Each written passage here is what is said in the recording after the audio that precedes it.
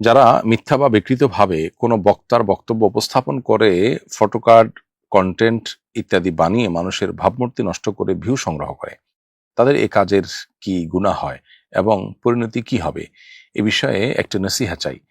আমিও আগে এমন কিছু কন্টেন্টের প্রভাবে বিভ্রান্ত হয়েছিলাম এবং অনেক স্কলারকে খারাপ ভেবেছি। খুবই গুরুত্বপূর্ণ একটি প্রশ্ন, প্রিয় দর্শক। খুবই জঘন্য এবং অন্যায় একটি কাজ এটি। আমাদের সমাজে সোশ্যাল মিডিয়াতে আজকাল প্রচুর পরিমাণে এ ধরনের ফটোকার্ড আমরা দেখতে পাই। আমি নিজেও এর ভিকটিম। অনেককে দেখা যায় যে আমাদের ছবি দিয়ে আমাদের নামে এরকম মিথ্যা উক্তি তৈরি করে সেটাকে প্রচার করে অনলাইনে, যেই উক্তি আসলে আমাদের নয়, এবং উক্তিগুলোকে এমনভাবে তৈরি করা হয় যে মানুষ বিশ্বাস করে ফেলতে পারে সেটাকে, অর্থাৎ মানুষের কাছে বিশ্বাসযোগ্য করে বানোয়াট উক্তি, মিথ্যা উক্তি আমাদের নামে এবং অন্য আরো অনেকের নামে তৈরি করে সেটাকে অনলাইনে প্রসার করা হয়। অনেক সময় এগুলো ট্রল করার জন্য করা হয়, অনেক সময় তাকে ব্যক্তিকে হেয় করার জন্য করা হয়, ষড়যন্ত্রের অংশ হিসেবে, শত্রুর অংশ হিসেবে এটি করা হয়। যদি কোনো মুসলমান পরিচয়ধারী কেউ এটি করে থাকেন, তার জেনে রাখা উচিত এখানে বেশ কয়েকটি কবিরা গুনার সমাবেশ রয়েছে। একত্রে অনেকগুলো কবিরা গুনাহ হয়ে থাকে এই একটি কাজের মাধ্যমে। প্রথমত, মিথ্যা অপবাদ হয়। একে তো মিথ্যা, এটা সবচেয়ে বড় কবিরা গুনাহগুলোর একটি। আবার মিথ্যার মধ্যে আবার আপনি শুধু মিথ্যা বলছেন তা নয়, তার মাধ্যমে আরেকজনের নামে মিথ্যাচার করার ফলে তার নামে আপনি অপবাদ দিচ্ছেন। তিনি যেটা বলেন না সেটা তার ব্যাপারে আপনি আরোপ করছেন, সেটি আরেকটি গুনাহের ব্যাপার। এর পাশাপাশি এর মাধ্যমে ওই লোকটাকে আপনি হেয় করছেন, অসম্মানিত করছেন, তুচ্ছ-তাচ্ছিল্য করছেন তাকে সমাজের মানুষের কাছে, সেটি একটি বিষয়। আবার ওই লোকটা সম্পর্কে সাধারণ মানুষের মনে বাজে চিন্তা প্রবেশ করাচ্ছেন।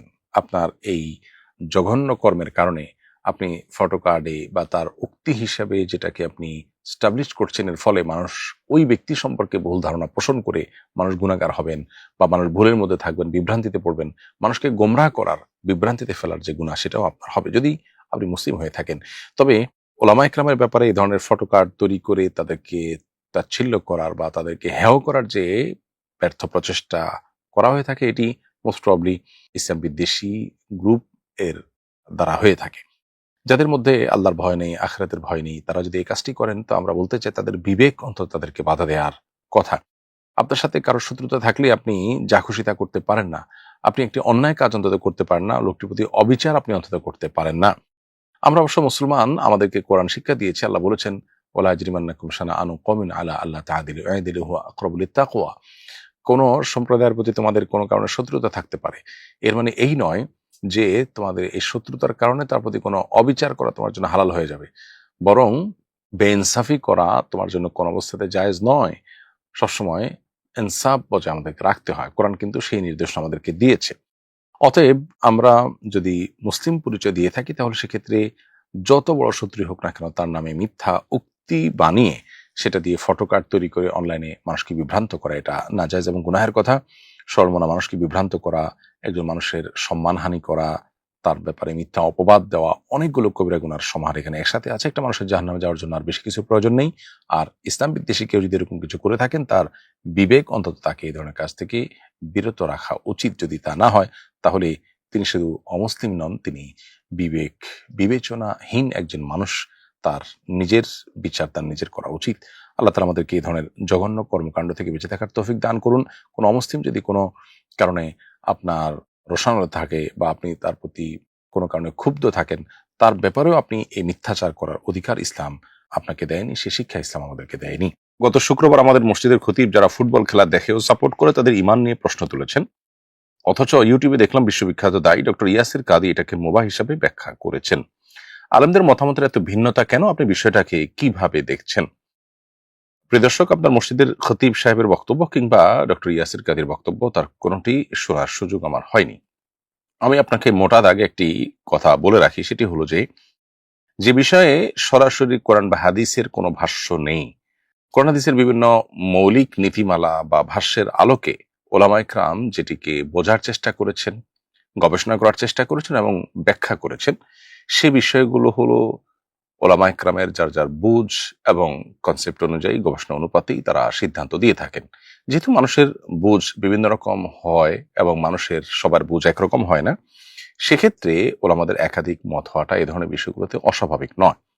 আপনি যদি দলিলের ধার বুঝতে পারেন, তাহলে সেক্ষেত্রে আপনি সেটি খেয়াল করলে আপনার কাছে সিদ্ধান্ত গ্রহণ করা, কোন মতের উপর আপনি আমল করবেন সেটা গ্রহণ করা আপনার জন্য সহজ হবে।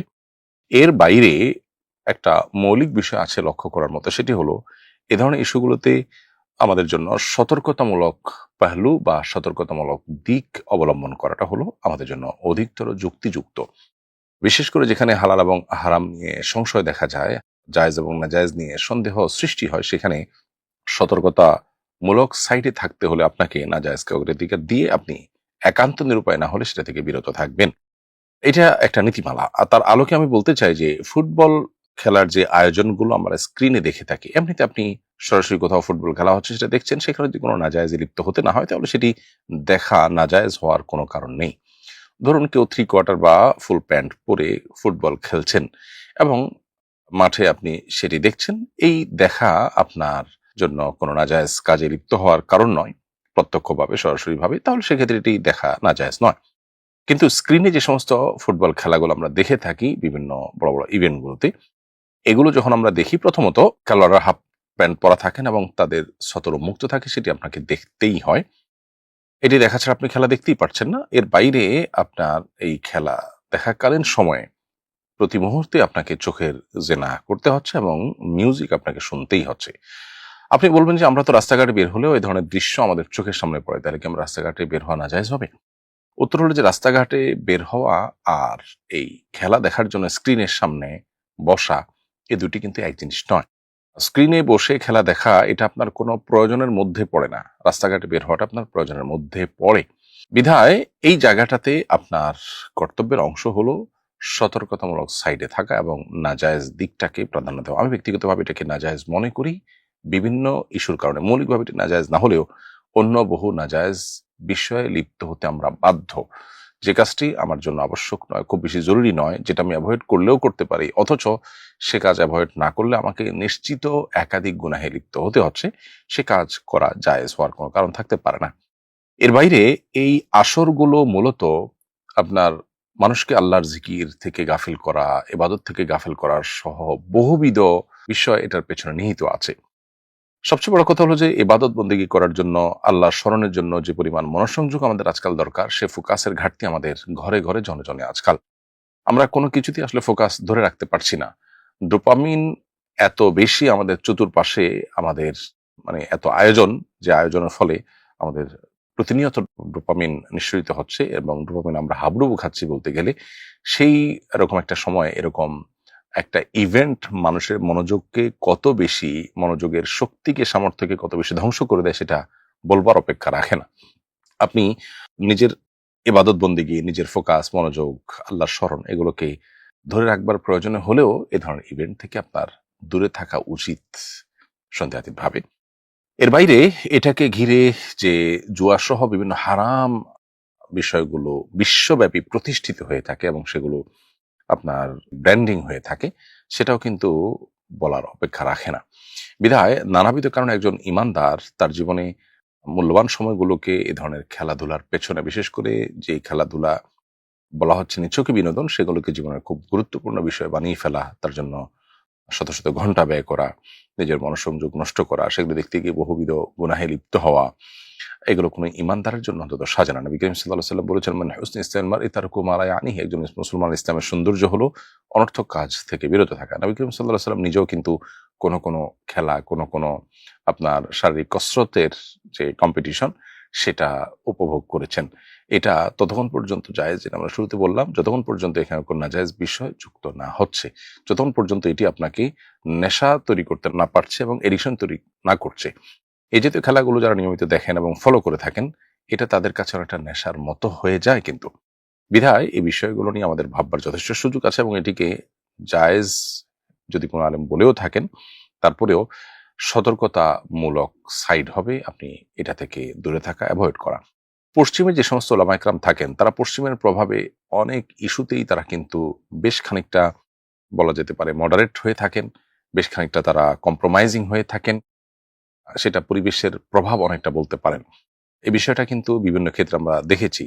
সমকামিতার মতো একটি স্পষ্ট হারাম বিষয়, যে বিষয়গুলো আমাদের কোনো দ্বিমত নেই, ভিন্নমত নেই, সে ব্যাপারে দৃষ্টিভঙ্গি কি হবে, এ বিষয়ে আমি পশ্চিমের আলেমদের মতামত শুনে বেশ অবাক হয়েছি। সব আলেমদের না, কোনো আলেমের মতামত শুনে বেশ অবাক হয়েছি। তো এই জন্য কেউ যদি কোনো হারাম বা কুফর দ্বারা পরিবেষ্টিত এলাকায়, কাফের অধ্যুষিত এলাকায় বসবাস করেন, সেখানে সব কথা তিনি মন করে বলতেও পারেন না, এবং এলাকাতে যে তার ওই অঞ্চলে যে হারাম বা কুফরের ছড়াছড়ি আছে সেটার প্রভাব তার মধ্যে কিছু না কিছু হলেও পড়ে, আর কিছু না হোক একটু হলে তিনি কম্প্রোমাইজিং হয়ে যান। ফলে এই বিষয়টি আমাদেরকে মাথায় রাখতে হবে সিদ্ধান্ত নেওয়ার ক্ষেত্রে। একজন বাবা বৃদ্ধাশ্রমে বসে ছেলে মেয়েদের অভিশাপ দিয়েছেন এবং বলেছেন তার সন্তানরা যেন তার মৃত্যুর পর লাশটাও না ছুঁইতে পারে। সম্প্রতি এটি মিডিয়া ভাইরাল হয়েছে। ঘটনাটি আমাকে গভীরভাবে ভাবিয়েছে। আমার মেয়েও আমার কথা শুনে না। ছেলে মেয়ে এবং বাবা মায়ের উদ্দেশ্যে একটু নাসিহা করবেন প্লিজ। প্রিয় দর্শক, বিভিন্ন মিডিয়া মারফত এই ঘটনাটি আমাদেরও চোখে পড়েছে এবং বাবার সে কান্না ভেজা চেহারা, মলিন চেহারা, সেটি আমাদেরও চোখে পড়েছে। এ যুগে নিজের সন্তানকে মানুষের মতো মানুষ বানানোর মতো কঠিন কাজ আরেকটি সম্ভবত নেই। গোটা বিশ্বের চতুর্দিকে তাকালে আপনি দেখতে পাবেন আমাদের সন্তানদেরকে আধুনিক, ক্যারিয়ারিস্টিক, শিক্ষিত করবার নাম করে নানাভাবে তাদের মোরালিটি ধ্বংস করে দেওয়া হচ্ছে। সন্তানদেরকে পশ্চিমা পৃথিবীতে তো নিয়মিত বাবা মা থেকে দূরে সরাবার বিভিন্ন আয়োজনই করা হয়। অর্থাৎ বাবা মার সাথে সামান্য কোনো মনোমালিন্য হলেও কর্তৃপক্ষ বা প্রশাসন সেটাকে কেন্দ্র করে বাবা মা থেকে তাদেরকে বিচ্ছিন্ন করবার বহুবিধ উদ্যোগ নেয়। কখনো সেটাকে মিটমাট করার, মীমাংসা করবার উদ্যোগ নেয় না। আল্লাহ তাআলা সাধারণ অন্য মুসলমানদের ক্ষেত্রেও বলেছেন ওয়াসলুল খায়র, মীমাংসা উত্তম। আল্লাহ বলেছেন ফাসলিহু বাইনা আখাওয়াইকুম, তোমরা মুসলমানরা পরস্পরের মধ্যে মীমাংসা করবার চেষ্টা করো। সেখানে মা বাবার সাথে সন্তানের, স্বামীর সাথে স্ত্রীর যদি কোনো কারণে মনোমালিন্য হয়, তাহলে মীমাংসা করার চেষ্টা না করে বরং সেখানে বিচ্ছিন্ন করার চেষ্টা, সেখানে অধিকারের নাম দিয়ে পৃথক করার চেষ্টা, এটা কোনো অবস্থাতেই গ্রহণযোগ্য নয়। এটা মানব সভ্যতার জন্য অন্তত ভালো কিছু বই আনে না। এটি বোঝার জন্য অবশ্য পণ্ডিত হওয়ার প্রয়োজন নেই। বহু পরিবারের হাহাকার আমরা শুনতে পাই শুধুমাত্র এই কৃষ্টির কারণে, কালচারের কারণে। প্রিয় দর্শক, আমাদের সন্তানদেরকে আমরা দিনই চেতনায় উদ্বুদ্ধ করা, এটা কত গুরুত্বপূর্ণ, এই ধরনের ঘটনাগুলো বারবার সে বিষয়টিকে আমাদেরকে স্মরণ করিয়ে দেয়। আমাদের সন্তানরা দুধে ভাতে থাকুক, তারা শিক্ষিত হোক, তাদের ভালো একটা কেরিয়ার গঠন করুক, তারা একটা ভালো জায়গায় যাক, এই বিষয়গুলো আমাদের প্রত্যাশা থাকাটা দোষণীয় নয়। কিন্তু এর চাইতে বেশি আমাদের প্রত্যাশিত বিষয় হওয়া উচিত তারা যেন আল্লাহ ভীরু হয়, তারা যেন আল্লাহর গোলাম হয়, আল্লাহর দাস হয়ে ওঠে। এই জিনিসটি ঠিক রেখে দুনিয়ার যত কিছু তারা অর্জন করতে পারবে সেটা ভালো।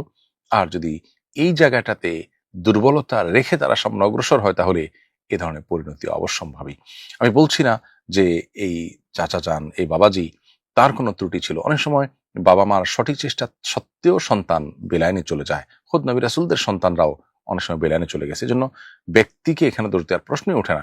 আমি জেনারেল কথা বলছি যে আমরা বেশিরভাগ অভিভাবকরাই আজকাল আমাদের সন্তানদের দুধে ভাতে রাখার বা তাদেরকে পশ লাইফ দেওয়ার কিংবা তাদেরকে সমাজে ভাবসাওয়ালা মানুষ হিসেবে তৈরি করার চেষ্টা আমরা যতটা করি, তার সিকি ভাগও তাদেরকে সৎ, আল্লাহ ভীরু, নেককার এবং আদর্শ সন্তান হিসেবে গড়ে তোলার চেষ্টা করি না।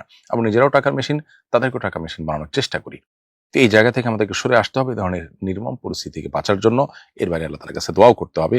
আমি জানি না আমার এই বাবাজির কষ্ট আদৌ লাঘব হয়েছে কিনা, তার সন্তানদের কানে তার এই আকুতি পৌঁছেছে কিনা, তাদের বিবেক জাগ্রত হয়েছে কিনা। আমরা দোয়া করি আল্লাহ তাআলা তার কষ্ট, মনোবেদনা দূর করে দিন। বৃদ্ধাশ্রমের এই প্রজেক্ট বাংলাদেশে যেন প্রতিষ্ঠিত হতে না হয়। আমাদের সন্তানরা যেন সবাই দায়িত্বশীল হয়, আমরা যেন সবাই দায়িত্বশীল হই। আল্লাহ তাআলা সেই তৌফিক আমাদেরকে দান করুন এবং আমাদের সন্তানদেরকে নিজের নয়ন জোড়ানো, চক্ষু শীতলকারী সন্তান হিসাবে তৈরি করার তৌফিক দান করুন। তাদেরকে সমাজের অসুস্থ যে প্রতিযোগিতা আছে সেই প্রতিযোগিতায় না নামিয়ে বরং তাদেরকে ভালো আমল, নেক আমল এবং ইমানদার হিসাবে বেড়ে ওঠার প্রতিযোগিতা আমাদেরকে অবতীর্ণ করা দরকার। হাফাতা গেঞ্জি পরে নামাজ আদায় করলে কি নামাজ হবে? হাফাতা গেঞ্জি পরে নামাজ আদায় করলে নামাজ হয়ে যাবে। তবে গেঞ্জিটা ফুল হাতা, আপনি সেটাকে গুটিয়ে হাফাতা করেছেন, সেটা হলে সেটা মাকরুহ হবে। আর হাফাতা গেঞ্জি পরে নামাজ পড়লে নামাজ আদায় হয়ে গেলেও এ ধরনের পোশাক পরে মূলত নামাজ পড়া অনুচিত। যে ধরনের পোশাক পরে আপনি কোনো গুরুত্বপূর্ণ জায়গায় কোনো সম্মানিত ব্যক্তির সাথে সাক্ষাৎ করতে ইতস্তত বোধ করেন, সেরকম পোশাক পরে নামাজ পড়া মূলত অনুচিত।